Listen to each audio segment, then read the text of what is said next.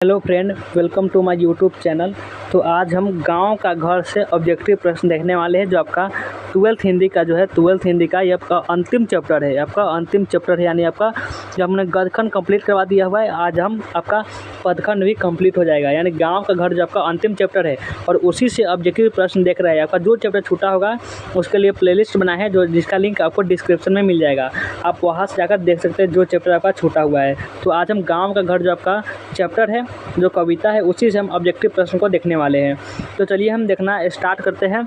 उससे पहले लाइक नहीं किए होंगे तो वीडियो को एक बार लाइक जरूर कर लीजिए। सभी स्टूडेंट लाइक कर लीजिए और चैनल को सब्सक्राइब कर लीजिए। अगर आप न्यू स्टूडेंट हैं तो चैनल को सब्सक्राइब कर लीजिए। और अगर आप व्हाट्सएप ग्रुप में जुड़ रहे नहीं है तो डिस्क्रिप्शन में लिंक मिलेगा, आप वहाँ से आकर व्हाट्सएप ग्रुप ज्वाइन कर सकते हैं। और चलिए हम ऑब्जेक्टिव प्रश्न को देखना स्टार्ट करते हैं। एक और शेयर भी कर लीजिएगा अपने दोस्तों के साथ, शेयर कर लीजिए। सभी स्टूडेंट को शेयर करना है, अपने दोस्तों के पास एक बार शेयर कर लीजिएगा। और चलिए हम देखना स्टार्ट करते हैं कि गाँव का घर कविता संग्रह किससे लिया गया है। सबसे पहला प्रश्न है कि गांव का घर जो कविता संग्रह है वह किससे लिया गया है। पर 3 नंबर प्रश्न दिख रहा होगा, लेकिन 1 नंबर प्रश्न है, मिस्टेक से लिखा गया है। गांव का घर कविता संग्रह किससे लिया गया है। ए में दिया हुआ है कि आँख से बनते हुए से, और बी में है गंगा तट से, सी में कि कवि ने कहा से, और डी में सन से आत्मा से। आपका ये बहुत ही अच्छा क्लास है क्योंकि आपका ख़त्म हो चुका है, पूरा हिंदी का है।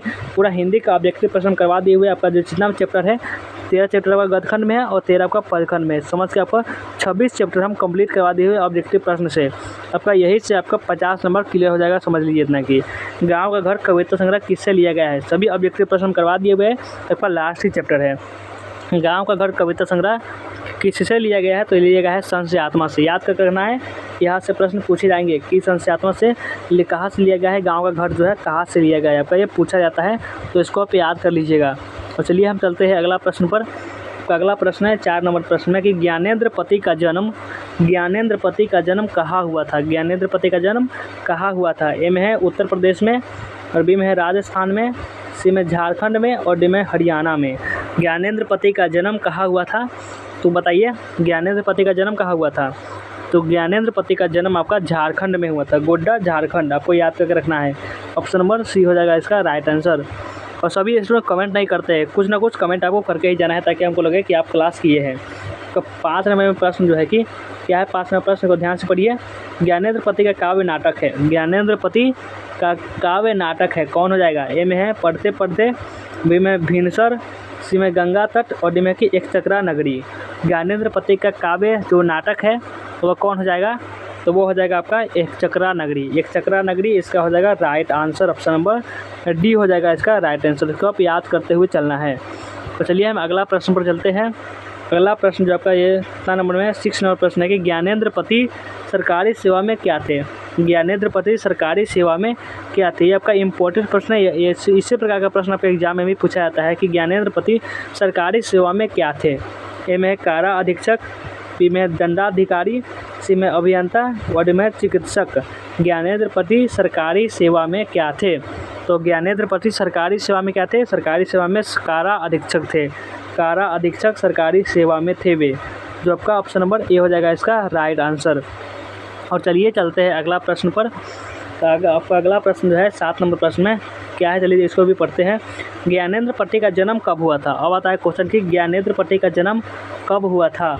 ए में दिया हुआ है कि 1 जनवरी 1950 को, और बी में है 10 जनवरी 1949 को, सी में 18 फरवरी 1952 को, और डी में है 25 जनवरी 1948 को। ज्ञानेंद्र पति का जन्म कब हुआ था, यानी कब हुआ था, तो वह हुआ था आपका 1 जनवरी 1950 को। 1 जनवरी 1950 को उनका जन्म हुआ था ज्ञानेंद्र पति का, जो गाँव के घर को लिखे हुए हैं। ऑप्शन नंबर ए हो जाएगा इसका राइट आंसर।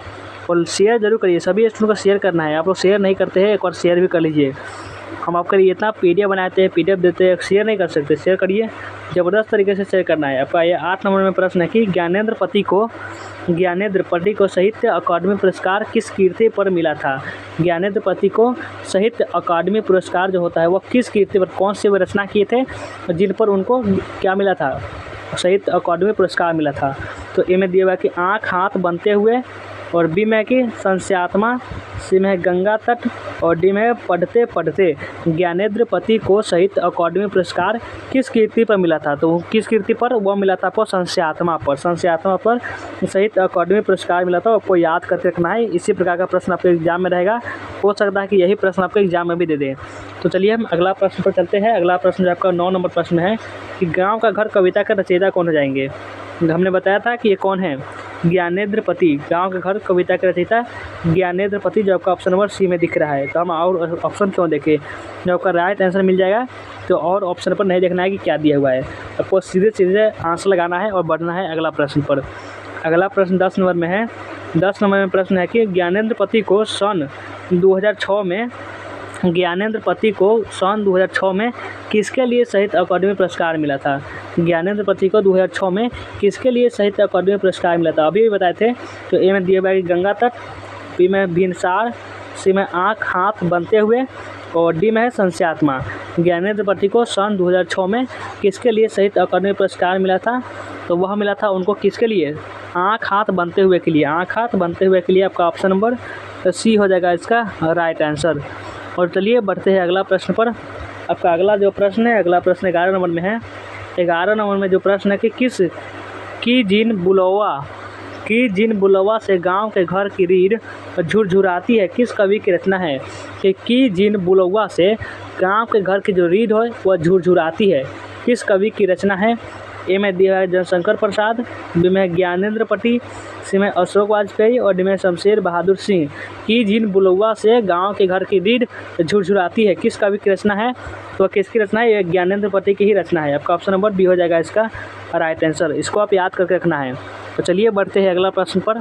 आपका अगला प्रश्न जो है 12 नंबर प्रश्न में है कि गाँव का वह घर अपना गांव ही खो चुका है। गांव का जो वह घर अपना गांव ही खो चुका है, पंचायती राज में जैसे खो गए पंच परमेश्वर, किस कवि की रचना है? ये जो लाइन आप दिख रहा है ये किस कवि की रचना है? कौन से कवि इसको लिखे हैं? ए में दिया हुआ है कि शमशेर बहादुर सिंह, बी में जयशंकर प्रसाद, सी में है कि ज्ञानेंद्र और डी में है कि जायसी यानी मलिक मोहम्मद जायसी। गाँव का वह घर अपना ही गाँव खो चुका है, पंचायती राज में जैसे खो गए हैं पंच परमेश्वर, किस कवि की रचना है? वह किस कवि की रचना है? ये रचना है ज्ञानेंद्र की रचना है। आपका ऑप्शन नंबर सी हो जाएगा इसका राइट आंसर। और आते हैं अगला जो प्रश्न है आपका अगला क्वेश्चन इस प्रकार से है आपका 13 नंबर में। 13 नंबर क्वेश्चन है किस कवि ने, क्या है प्रश्न है पढ़िए इसको ध्यान से। किस कवि ने इन शब्दों का प्रयोग किया है? उठौना दूध लेने वाले बूढ़े ग्वाल दादा के। ए में है जयशंकर प्रसाद, बी में ज्ञानेंद्र, सी में शमशेर बहादुर सिंह और डी में जायसी। तो किसने ऐसा प्रयोग किया है? तो वे किया है कौन? ये किया है आपका ज्ञानेंद्र, जो आपका गांव के घर चैप्टर को लिखे हुए हैं। आपका ऑप्शन नंबर बी हो जाएगा इसका राइट आंसर। और आते हैं अगला प्रश्न पर। आपका अगला प्रश्न 14 नंबर में है कि ज्ञानेंद्र की कविता है। ज्ञानेंद्र की कविता कौन हो जाएंगे? ए में है गाँव का घर, बी में हार जीत, सी में प्यारे नन्हे बेटे को और डी में है अधिनायक। तो क्या हो जाएगा? ज्ञानेंद्र की रचना यानी कविता आपका है गाँव का घर ज्ञानेंद्र ही लिखे हुए हैं। आपका ऑप्शन नंबर ए हो जाएगा इसका राइट आंसर। और चलिए आते हैं अगला प्रश्न जो है आपका अगला प्रश्न आपका 15 नंबर में है। 15 नंबर प्रश्न में कि अदालतों और अस्पतालों के फैले भी रूढ़ते गढ़ाते अमृत परिसर किस कविता की पंक्तियाँ है? ए में है गाँव का घर, बी में है कि पुत्र वियोग, सी में तिरछ और डी में शिक्षा। अदालतों और अस्पतालों के फैले भी रूढ़ते गढ़ाते अमृत परिसर किस कविता की पंक्तियाँ है? किस कविता की पंक्तियाँ है? तो यह पंक्तियाँ है गाँव का घर की ये पंक्तियाँ है। ऑप्शन नंबर ए हो जाएगा इसका राइट आंसर। और चलिए बढ़ते हैं अगला प्रश्न पर। तो अगला प्रश्न 16 नंबर में है कि होरी चैती बिरहा अल्हा गूंगे किस कविता की पंक्तियाँ है? कि होरी चैती बिरहा अल्हा गूंगे किस कविता की पंक्तियाँ है? ए में है गाँव का घर, बी में है कि पुत्र वियोग, सी में अधिनायक और डी में है कि ऊषा।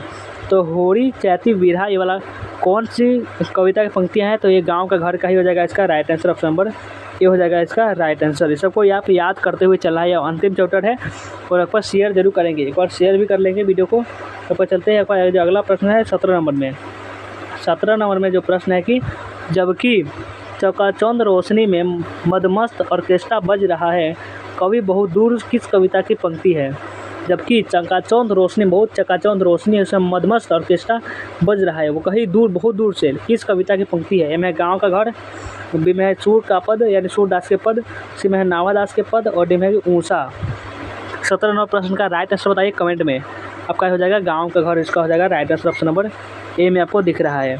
और बढ़ते हैं, अगला प्रश्न जो है आपका, अगला प्रश्न 18 नंबर में कि 10 कोस दूर शहर से आने वाला सर्कस का प्रकाश, 10 कोस दूर जो शहर है वहाँ से आने वाला सर्कस का प्रकाश बुलवा किस कविता की पंक्ति है?